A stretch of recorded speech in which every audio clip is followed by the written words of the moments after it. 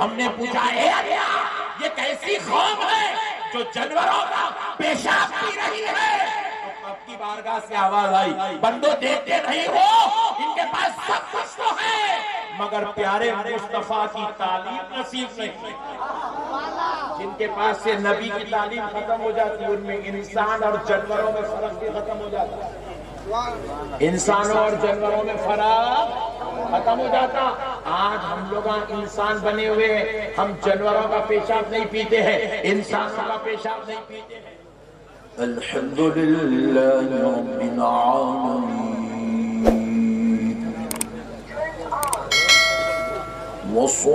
والصلاة والسلام على سيد الأنبياء والمرسلين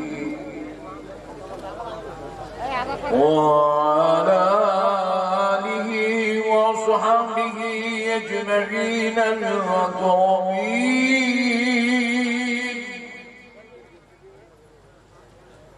أشهد أن لا إله إلا الله وحده لا شريك له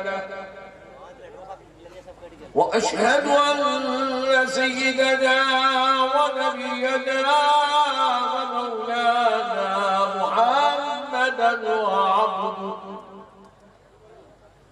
عبده ورسوله. أما بعد فأعوذ بالله من الشيطان الرجيم. بسم الله الرحمن الرحيم.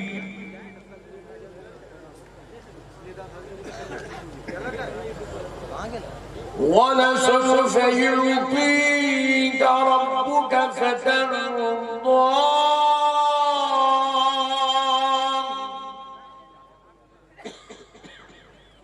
وقال الله عز وجل في كلام الله القديم والعظيم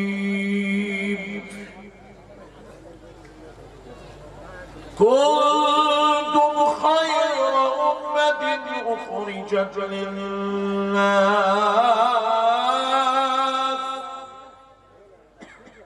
أخرجت للناس تأمرون بالمعروف وتنهون عن المنكر. صدق الله العظيم. وبلغنا رسوله النبي الكريم ونحن على ذلك لمن الشاهدين والشاكرين. والحمد لله والحمد لله والحمد لله رب العالمين.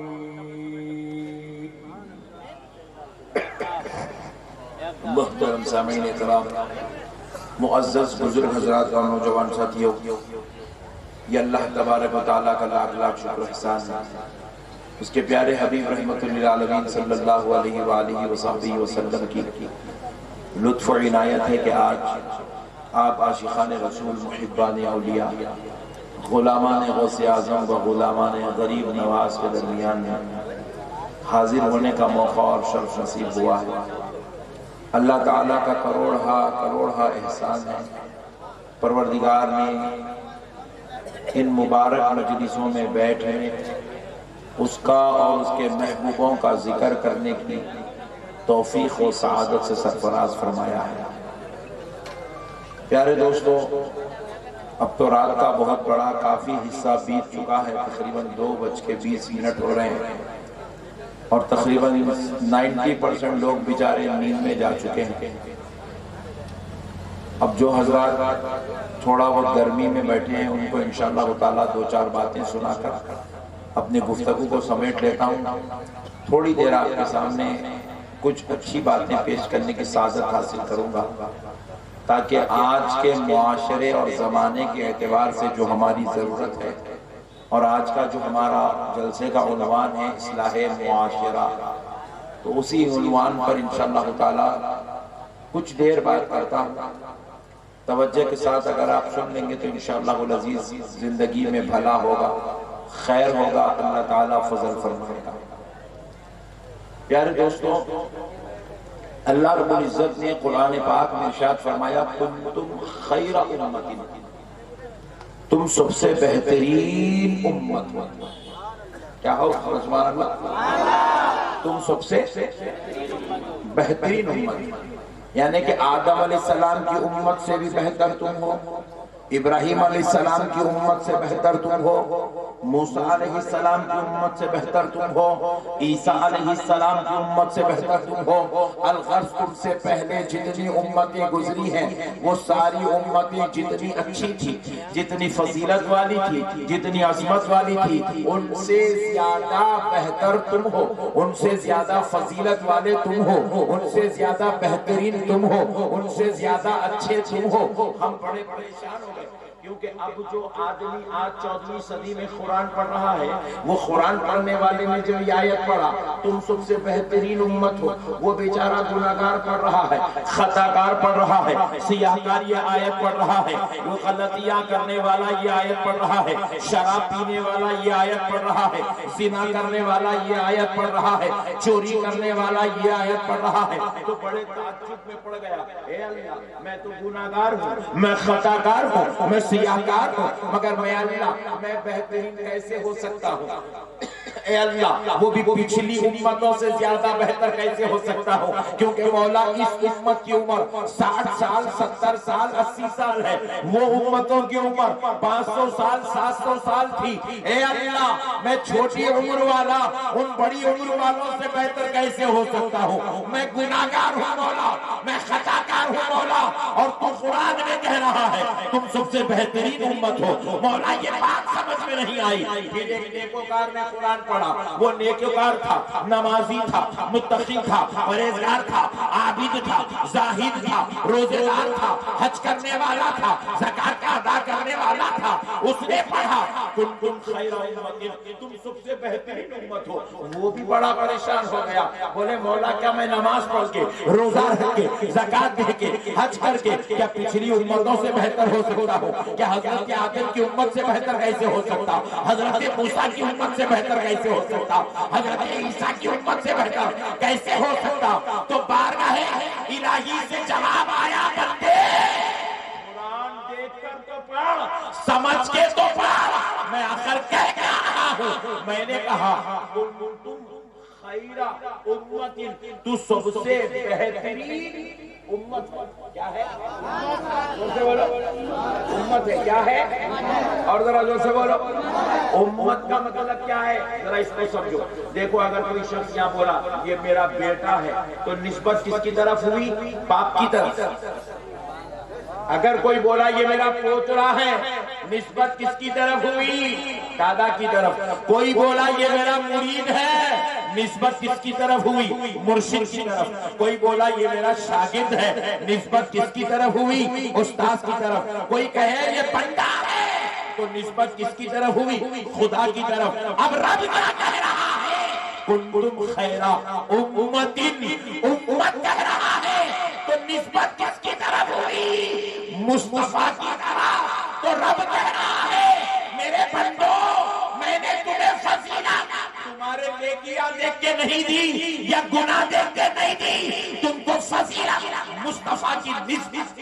نعرہ تکبیر، نعرہ تکبیر، نعرہ رسالہ، علامہ احمد نقشبندی صاحب قبلہ، نعرہ تکبیر. میں نے تم کو یہ فضیلت مصطفیٰ کے وسیلے سے عطا فرمائی ہے. نبی کے صدقے میں ہم فضیلت والے ہو گئے. ہمارے اعمال تو اب ہو رہے ہیں ہم تو دنیا میں اب تشریف لائے ہیں، ہم تو 14ویں صدی میں پیدا ہونے والے ہیں، کچھ لوگ 13ویں صدی میں پیدا ہوئے، کچھ 12ویں صدی میں پیدا ہوئے، کچھ 7ویں صدی میں پیدا ہوئے، مگر قرآن تو مصطفیٰ کے زمانے میں نازل ہو رہا ہے۔ اللہ کہہ رہا ہے بندو تم قیامت تک بہتا ہوتے رہو گے، میں تم کو دیکھ کر تمہاری فضیلت کا اعلان نہیں کر رہا ہوں، میں تمہاری وجہ سے تمہاری عظمت کا اعلان نہیں کر رہا ہوں، میں مصطفیٰ کی نسبت کی وجہ سے تمہاری فضیلت کا اعلان کر رہا ہوں۔ پیارے حبیب کے صدقے میں ہم کو فضیلت والا بنا دیا گیا نہیں، اور جو بھی نعمت ہمارے پاس ہے یاد رکھو مسلمانوں یہ نبی کے صدقے میں ملی ہے۔ نماز ہمارے پاس ہے، دینے والا خدا ہے، دلانے والے مصطفیٰ ہے۔ قرآن ہمارے پاس ہے، بھیجنے والا خدا ہے، ہمیں پہنچانے والے مصطفیٰ ہے۔ ارے ہمارے پاس عبادت ہے، کرنا خدا کے لیے ہے مگر کروانے والا مصطفیٰ ہے۔ ہمارے پاس ماں باپ ہے، ماں باپ کا دینے والا خدا، ماں باپ کا احترام سکھانے والا۔ ہمارے پاس دولت ہے، دولت کے اسباب بنانے والا خدا، حلال اور حرام کی تمیز کرانے والا مصطفیٰ۔ نبی کے بغیر کچھ بھی نہیں ہے۔ بولو جی، میں دیکھ رہا جھارکھنڈ والوں والے خاموش بیٹھے ہوئے گھر گھر کے دیکھ رہے، ٹینشن نہیں گیا، کچھ چھمٹی امٹی کو نہیں گاتی نا۔ ٹینشن میں تو میرے کو رہنا چاہیے، میں لائٹ لے رہا ہوں جان دے بول کے، جلسہ خراب نہیں ہونا بول کے، اور تم لوگ ٹینشن لے رہے۔ اب مسئلے کو سمجھو پیارے دوستو، مسئلے کو سمجھو پیارے دوستو۔ اب ہمارے پاس جو نعمتیں ہیں، دینے والا خدا ہے، دلانے والے مصطفیٰ۔ آج کائنات کا ہر شوہر اپنی بیگم کا حق ادا کر رہا ہے، بیگم کو اچھا اچھا کھانا کھلا رہا ہے، بہترین کپڑے پہنا رہا ہے، اس کی عزت کر رہا ہے، اس کا حق ادا کر رہا ہے، اولاد کے ساتھ حسن سلوک کر رہا ہے، اولاد کی تعلیم و تربیت کر رہا ہے، اولاد کو نیک بنانے کی کوشش میں لگا ہوا ہے، اس کے تقوی کے لیے کوشش کر رہا ہے، اس کو کامیاب بنانے کی کوشش کر رہا ہے۔ ارے بیوی اور بچوں کا دینے والا خدا ہے تو ان کا حسن سلوک سکھانے والا۔ اگر نبی نہیں سکھاتے تو اپن بھی الیہ ملیہ کے جیسے رہتے تھے۔ نبی کا صدقہ ہے انسان بن گئے ہیں۔ ہمارے پاس انسانیت کیا ہے؟ ہمارے پاس انسانیت کا نام ہے محمد رسول اللہ۔ پیارے نبی کے صدقے میں انسان بنے ہوئے ہیں، اور جو لوگوں کے پاس آپ غور کر کے دیکھو، آپ غور کر کے دیکھو، جتنے لوگوں کے پاس بھی آج ظلم ہے، زیادتی ہے، شرارت ہے، کئی لوگ ایسے ہیں ننگے پھر رہے، مارکیٹ میں ننگے پھر رہے، کپڑے پہننے کی تمیز میں نالائقوں جو ننگے پھر رہے۔ ارے میں بولا انہیں ننگا کے ہوا، پیسے والا بھی ہے، عقل والا بھی ہے، جسم والا بھی ہے، علم والا بھی ہے، مگر اس کو ننگے میں کپڑے میں فرق نہیں ہے، ننگا پھر رہا کہیں ہوئے۔ جب غور کر کے دیکھے تو پتا چلا اس کا نسبت کچھ تو ہے مگر مصطفیٰ کی تعلیمات نصیب نہیں ہے، نبی کا طریقہ نصیب نہیں ہے، اس لیے ننگا پھر رہا ہے۔ کئی لوگوں کو آپ دیکھیے مڈرا کرتے پھر رہے ہیں، ڈکیتی کرتے پھر رہے ہیں، ظلم زیادتی کرتے پھر رہے ہیں، شرارت کرتے پھر رہے ہیں، پورے ملک کو پریشان کر کے رکھے ہوئے ہیں۔ ہم نے پوچھا اے اللہ یہ کیسی قوم ہے جو جانوروں کا پیشاب پی رہی ہے؟ اب کی بارگاہ سے آواز آئی بندو دیکھتے نہیں ہو ان کے پاس سب کچھ تو ہے مگر پیارے مصطفیٰ کی تعلیم نصیب نہیں۔ جن کے پاس سے نبی کی تعلیم ختم ہو جاتی ان میں انسان اور جانوروں میں فرق بھی ختم ہو جاتا ہے، انسانوں اور جانوروں میں فرق ختم ہو جاتا۔ آج ہم لوگ انسان بنے ہوئے ہیں، ہم جانوروں کا پیشاب نہیں پیتے ہیں، انسانوں کا پیشاب نہیں پیتے ہیں، ہم کائنات کی کسی شے کو اپنا خدا نہیں مانتے ہیں۔ کیوں نہیں مانتے؟ یہ ہمارے لیے عزت و فضیلت کی بات کیوں بن گئی؟ اس لیے بن گئی کہ یہ تعلیم ہمیں آمنہ کے لال نے عطا فرمایا ہے، رحمت للعالمین نے ہمیں یہ درس سکھایا ہے۔ سرکار کے صدقے جاؤ۔ اب اسی لیے تو ہم لوگ آپ بازو والوں کو بولتے رہتے ہیں ارے میاں یہ جو کچھ بھی تیرے پاس نعمت ہے، ٹوپی پہن رہا، داڑھی چھوڑ رہا، کرتا پیجامہ پہن رہا، نماز پڑھ رہا، دین کا کام کر رہا، یہ سارا کا سارا صدقہ پیارے مصطفیٰ کا ہے۔ نبی کے صدقے میں تیرے کو یہ سب نعمتیں ملی۔ نبی نہیں ہوتے تو تو بھی جانوروں کی طرح ہوتا. نبی نہیں ہوتے تو تم بھی اپنی بیویوں کا قتل کرنے والے بنتے. نبی نہیں ہوتے تو اپنی بچیوں کو زندہ دفن کرنے والے ہوتے. یہ نبی کا صدقہ ہے کہ ہمیں دین بھی نصیب ہو رہا ہے, اخلاق بھی نصیب ہو رہے ہیں, کردار بھی نصیب ہو رہا ہے, انسانیت نصیب ہو رہی ہے. تو آؤ اے مسلمانوں, آج یہ بات سوچ کے چلو, آج کے بعد جئیں گے تو کافروں کے طریقے پر نہیں, مدینے والے مصطفیٰ کے طریقے, نبی کے طریقے پر جیئیں گے. نبی کے طریقے پر جینے کا نام ہی انسانیت ہے, اسی کا نام ہی انسانیت ہے, اسی کا نام اخلاق ہے, اسی کا نام کردار ہے. اب آؤ پیارے دوستو, ہم نے اپنے پروردگار سے کہا, اے اللہ پیارے نبی کے وسیلے سے تو نے ہم کو اتنی بڑی عزت, اتنا بڑا مقام عطا کیا کہ تمام امتوں میں ہم کو بہترین امت قرار دے دیا. اے پروردگار ذرا یہ تو بتا میرے مولا, آدم علیہ السلام کی امت تیرے بندے ہیں, حضرت ابراہیم کی امت تیرے بندے ہیں, حضرت موسیٰ کی امت تیرے بندے ہیں, حضرت عیسیٰ کی امت تیرے بندے ہیں. مولا ہم بھی تیرے بندے ہیں, مگر پروردگار تو نے یہاں پر کنتم خیرہ امتین کیوں کہا, کنتم خیرہ عبادین کیوں نہیں کہا, بہترین بندے کیوں نہیں کہا, بہترین امت کیوں کہا؟ تو بارگاہ الہی سے جواب آتا ہے, بندے ہونے میں تو وہ بھی میرے بندے ہیں. جو حضرت آدم کی امت ہے بندو, وہ بھی میرے بندے ہیں. ابراہیم کی امت میرے بندے ہیں, عیسیٰ کی امت میرے بندے ہیں, موسیٰ کی امت میرے بندے ہیں, محمد کی امت میرے بندے ہیں. بندے ہونے کے اعتبار سے تم سب ایک ہو, مگر تمہیں فضیلت بندگی کے اعتبار سے نہیں, مصطفیٰ کی غلامی کے اعتبار سے عطا کیا جا رہا ہے, نسبت مصطفیٰ کی وجہ سے دیا جا رہا ہے.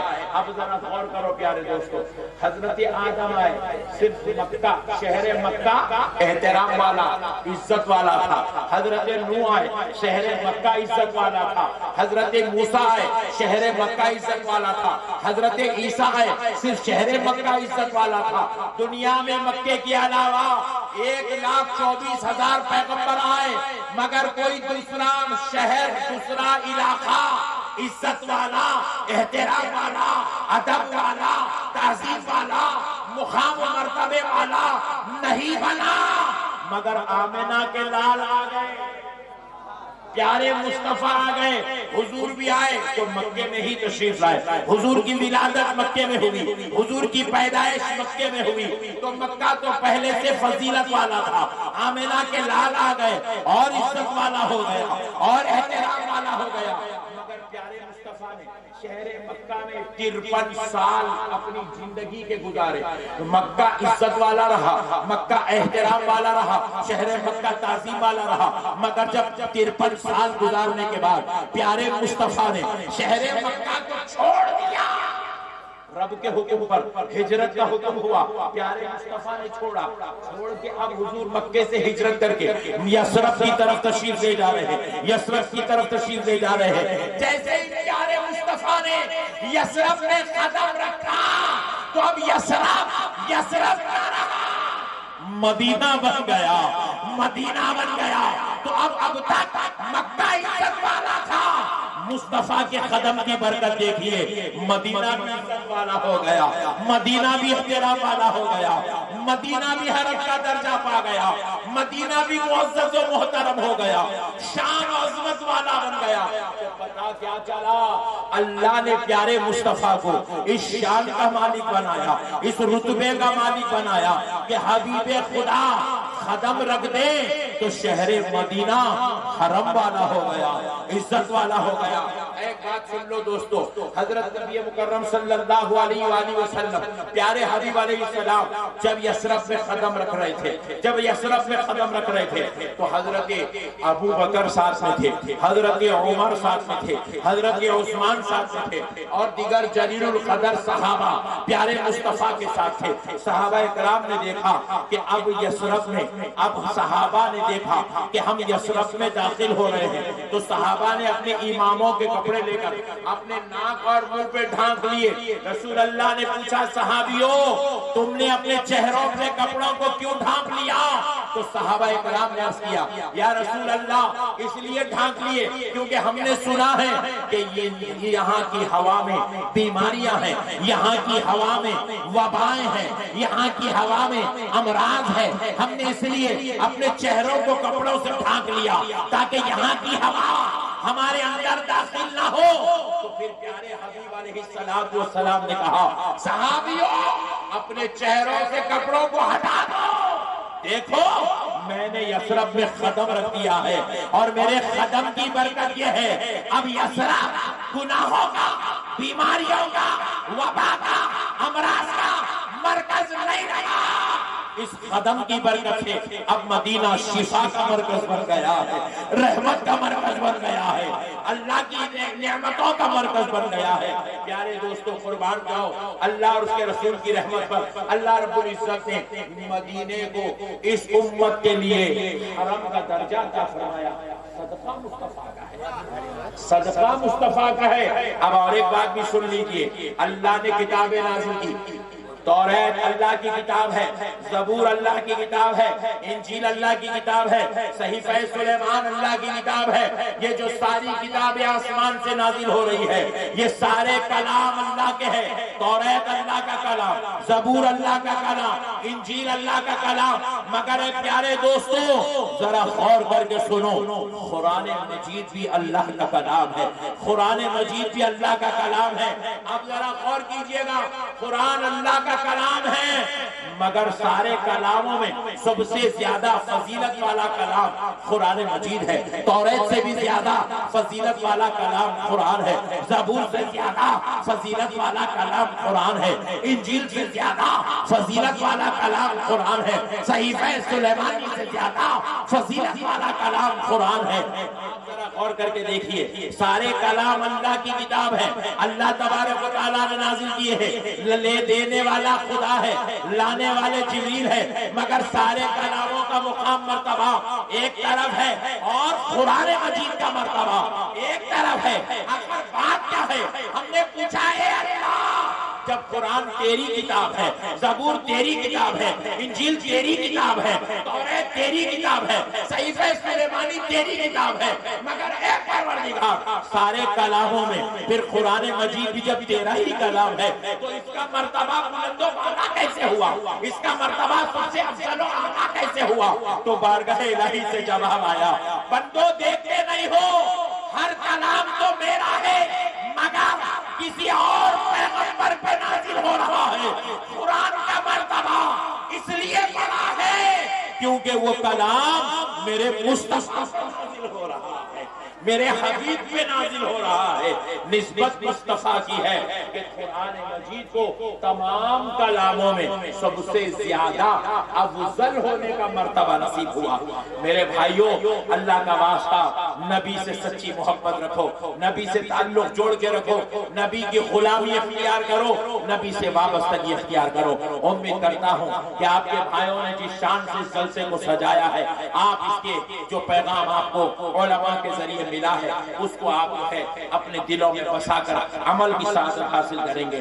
اس دعا کے ساتھ میں اپنی بات کو ختم کرتا ہوں۔ اللہ تعالیٰ اپنے حبیب کے صدقے میں ہم سب کو دین مبین کی بات سیکھنے، سننے، سمجھنے اور عمل پیرا ہونے کی توفیق عطا فرمائے۔ وما علینا الا البلاغ والحمد للہ رب العالمین۔